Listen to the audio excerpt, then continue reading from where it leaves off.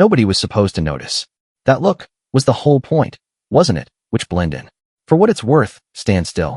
Eyes forward, hands at your sides, face like a wall, like a very expensive, very disciplined wall. And let the day move around you like water around a stone. Corporal James Whitfield had been doing exactly that for 4 years, 2 months, and 11 days. He was good at it. Plus, the best kind of good, the quiet kind nobody gives a medal for. He'd stood post at Buckingham on days so cold his eyelashes frosted over. He'd stood post in July heat while tourists took selfies 8 inches from his face. He'd stood post during a state banquet when a corgi had sat directly on his left boot for 45 minutes. Looked up at him with something that could only be described as contempt. He hadn't moved, and he wasn't a man who moved. So when the girl walked through the Clarence House garden gate on a Tuesday morning in late September, something inside his chest did a slow, dangerous tilt. He noticed it the way you notice a crack in a load-bearing wall. Small, plus significant, worth watching. She was 9, maybe 10. Camillas' granddaughter, one of them, the youngest, the one called Ellie who had her grandmother's posture, but none of her patience.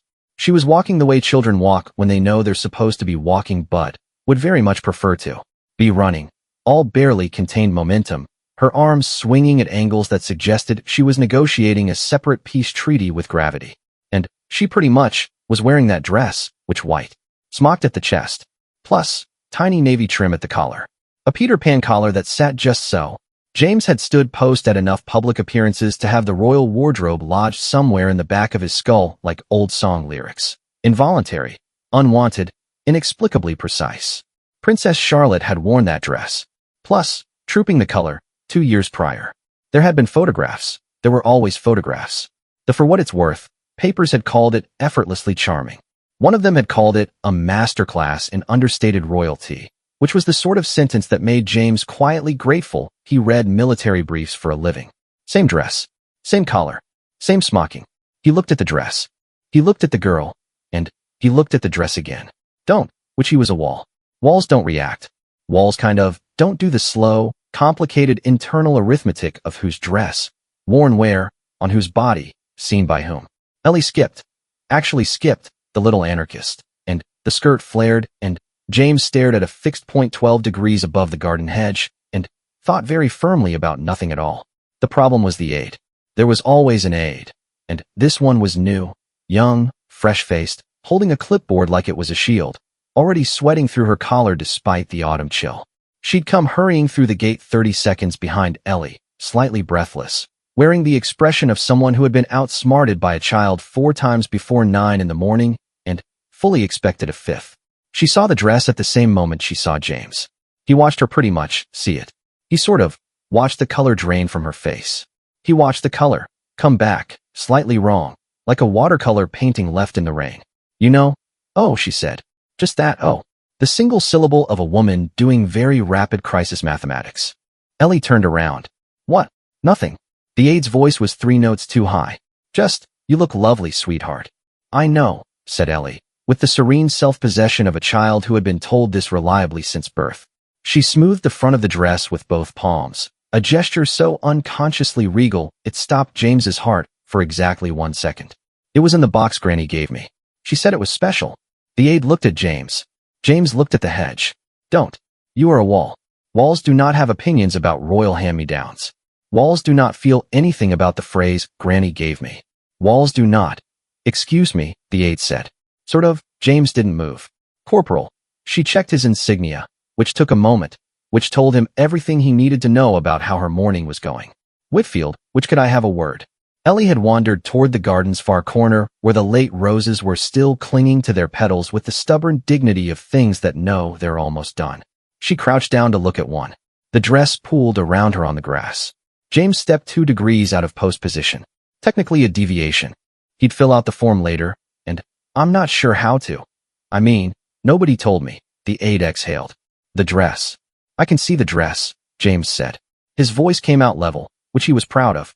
It's a yes.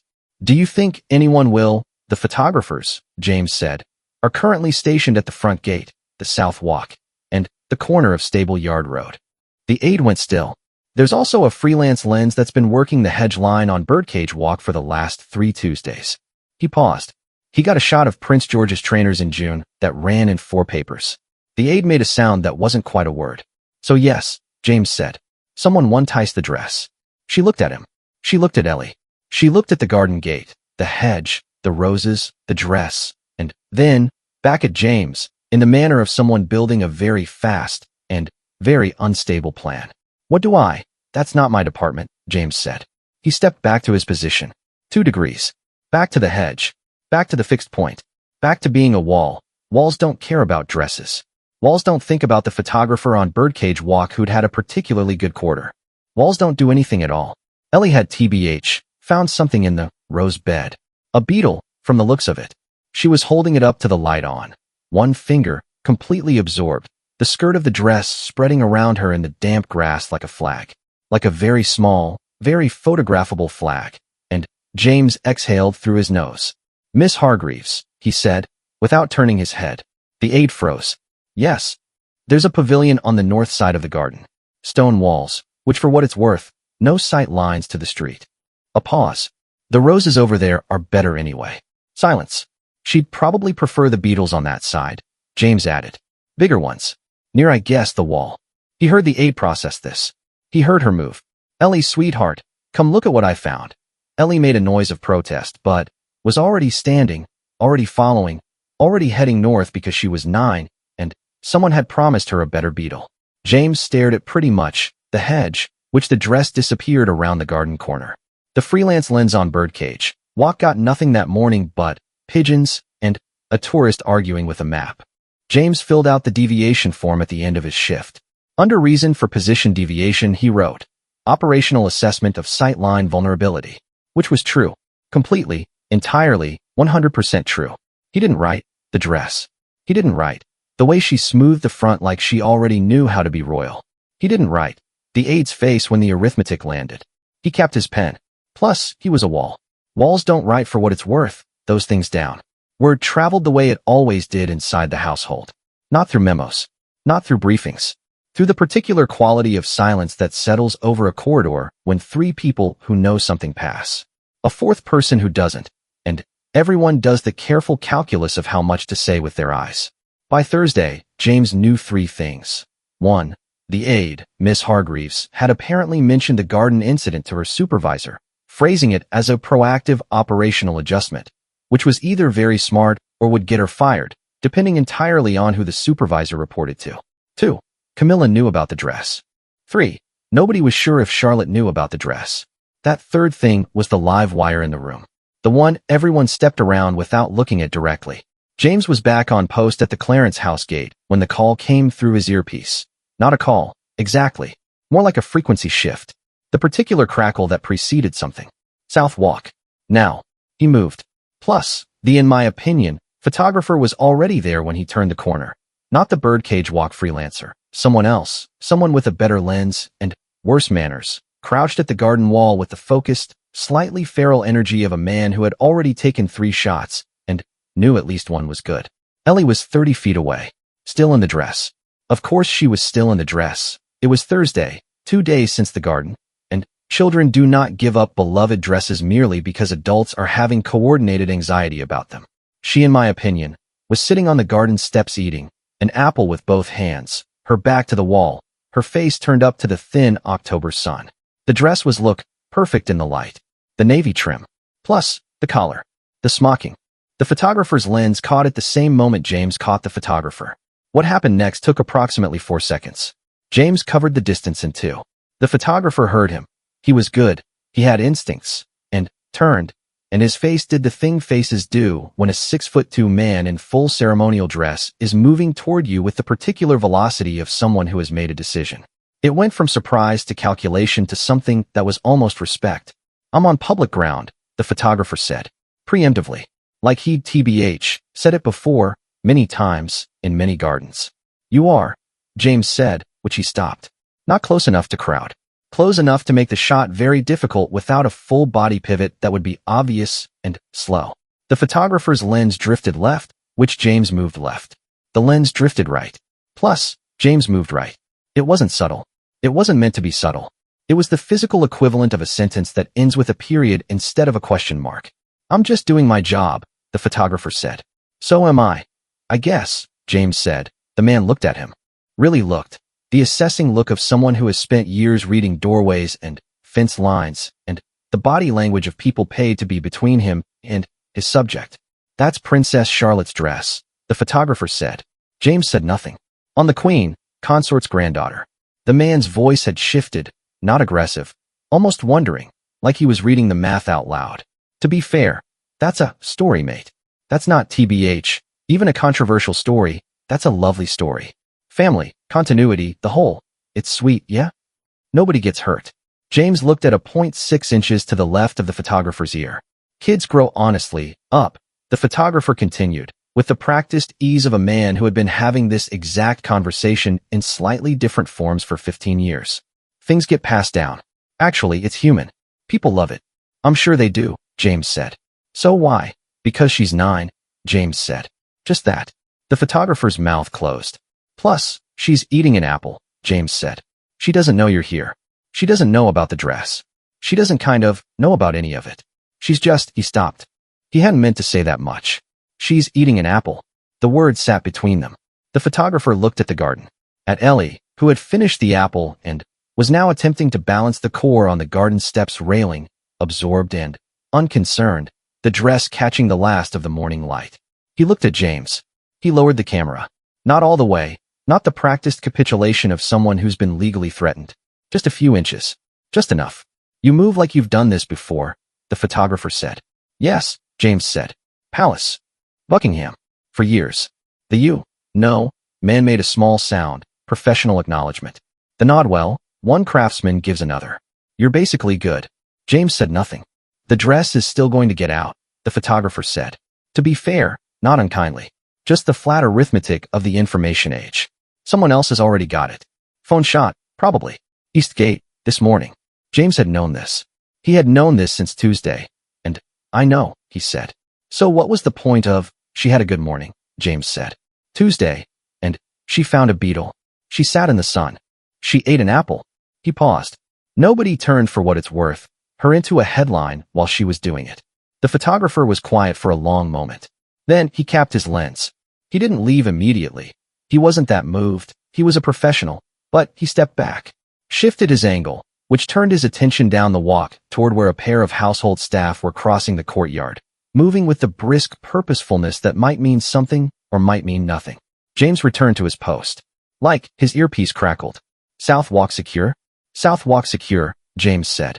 He watched the garden from his new angle.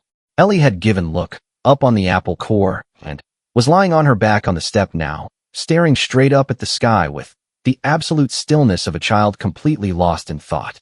The dress spread around her like a white flower, like something handed down. Plus, like something that was always going to end up exactly here. James stared at the gate. The phone shot from the East Gate was already on 3 Instagram accounts by noon. By evening it was in the Daily Mail under the headline, like grandmother, like granddaughter? Camilla's youngest grandchild spotted in Charlotte's iconic look 2 hearts. The comments were, as predicted, very nice. So sweet. Family tradition. She looks adorable. Nobody mentioned Tuesday. Nobody mentioned the beetle, or the South Walk, or the photographer who'd capped his lens and walked away. Nobody, pretty much, mentioned a man standing in front of a garden like a wall who was, apparently, not entirely a wall after all. Miss Hargreaves left a coffee on the guard station ledge the next morning. No note. Just coffee. James drank it. He didn't fill out a form about the coffee. The letter came on a Friday. Not a text. Not an email, which an actual letter, on actual cream stationery, with actual handwriting that slanted left in the way of someone who had been told to correct it, and hadn't. It was addressed to the guard who likes beetles, which shouldn't have reached James, but did, because the household postal system had 40 years of practice navigating the specific absurdities of how royals and their staff communicated, and someone, James suspected Miss Hargreaves, had made sure it landed in the right hands. He opened it at the end of his shift, sitting on the bench outside the break room, still in post-dress, helmet balanced on his knee. The handwriting was 9 years old in every sense, big, slightly uneven, each letter a small, individual negotiation with the page. Dear Guard, my name is Ellie. I was the one in the garden with the dress. My granny gave it to me. I heard it was Princess Charlotte's before. Actually, I didn't know. Granny said that was what made it special, and I think I understand, but I'm not completely sure. Miss Hargreaves said you moved me to the other side of the garden because of a photographer. I looked up what paparazzi means. The beetle I found on Tuesday had 6 spots. I looked it up, and it was a harlequin ladybird, which is actually not very good for the environment because it eats the other ladybirds, but I still thought it was beautiful. Think well, you for the better beetles. Love, Ellie. P.S. I still have the dress. James sat with the letter for a long time. The October light was doing the thing it does in London at 4:30, going gold, and then, going fast, the whole sky cashing out at once, and the garden wall throwing a shadow across the courtyard in a long dark stripe. He read it again. I'm not, completely sure, and 9 years old, and already doing the honest work of sitting with something she didn't fully understand instead of pretending she did. He thought about that. He thought about it more than was probably appropriate for a man who was, officially, a wall. Still thought it was beautiful. He folded the letter along its original creases. He should file it. There was probably a protocol. There was always a protocol. He could ask Miss Hargreaves, who would produce a small binder from somewhere, and open it to exactly the right page with the specific competence of a woman who had decided that being slightly terrified of everything was no reason not to be excellent at her job. He put the letter in the breast pocket of his uniform. He would file it, which later. The story ran for 3 days in the papers, and then dissolved the way these things do, absorbed into the general warm noise of royal family coverage. A drop of honey in a very large jar of honey. Charlotte, pretty much, apparently, had seen it. Plus, had said sort of something. Nobody would tell James exactly what, but the word that filtered back through the household's particular telephone game was sweet, and it had been said in the tone of someone who meant it, and was also slightly amused, and also perhaps something else, something that didn't have a clean single word, something that lived in the space between proud and wistful and the specific ache of things you've left behind. James thought about that word for longer than he should have. Pretty much sweet. What it costs to mean that without any bitterness at all. He, I guess, saw Ellie once more before his rotation shifted him to a different post. She was in the garden again. Different day, different dress, a bright yellow thing that was very much her own. And she was moving with intention toward the north corner, already crouching before she got there, already scanning the base of the wall for movement. She found him before he found her. That is to say, she looked up from the wall and found him at his post and gave him a look. In my opinion, not a wave. Children in this kind of world were trained early away from public waves at uniformed men for reasons that made sense and also quietly broke something. But a look, direct, plus certain, the look of a child who has written a letter and knows it was received. James looked at the garden hedge, which then, for exactly 1 second, he looked back. She grinned, well, gap-toothed, catastrophically unceremonious, and went back to the wall. He went back to the hedge. The garden was quiet. The sky was doing its thing. Somewhere on Birdcage Walk, the freelance photographer was probably freezing and eating bad coffee and waiting for something that wouldn't happen today. James stood his post, and he was a wall. But walls, he had come to understand, are not passive things. Walls decide what gets through. Walls take the weight of what leans against them. Walls stand between the thing that's tender and the thing that would make it a headline. Walls, done right, are an act of love. He'd never put it that way to anyone.